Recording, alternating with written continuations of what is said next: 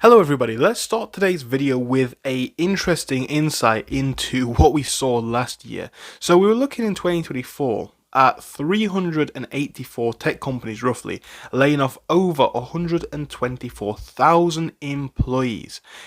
And this is kind of crazy, right? And this doesn't even speak about the 428,000 tech workers who lost their jobs in 2022 and 2023. So that was last year. Again, a trend that we're seeing kind of perhaps accelerate, at the very least continue into 2025. And it really is getting worrying now. We see in a lot of different industries as a whole, but tech seems to be one which is particularly strongly affected when we look across the broader market.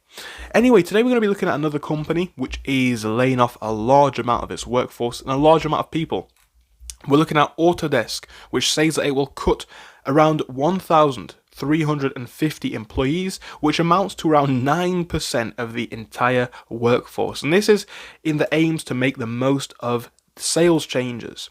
So Autodesk job cuts will hit 9% of its headcount and make facility reductions. The idea is that they want to basically shift towards direct billing and self-service sales. Again, separately, computer seller HP said it would let go of 1,000 to 2,000 employees, and we've already looked at those in a separate video. So again, this is not the only company doing this. I've actually found a good list here of just February 2025.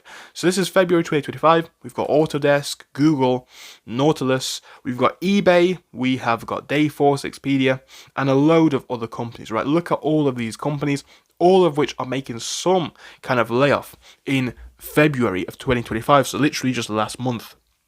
And this is a trend that we're seeing, again, continue into 2025, perhaps even accelerate. You know, some of the world's biggest names, right? Amazon, Stripe, and these numbers might not seem that large, right? When we're talking about, laying off dozens of workers, or Stripe laying off roughly 300 people. The thing is, though, it speaks to a broader market trend, and it speaks to a broader tech trend that we're seeing. And there's a lot of reasons for it, right? So this article that we first looked at speaks about why it might be happening. Well, this was in 2024, but it spoke about inflation and higher interest rates, a potential economic downturn and recession fears. We could be talking about the AI, which is, I think, a huge factor.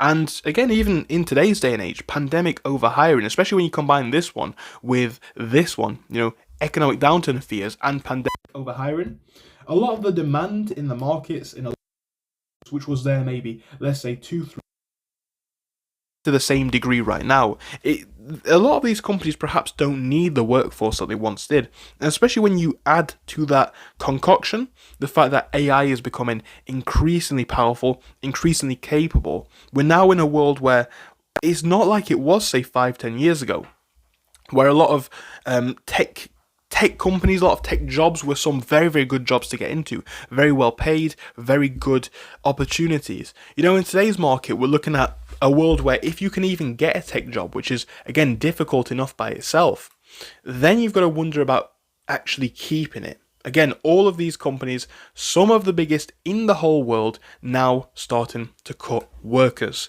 It's another day, it's another story of this type, but it is something that we are seeing across the broader market.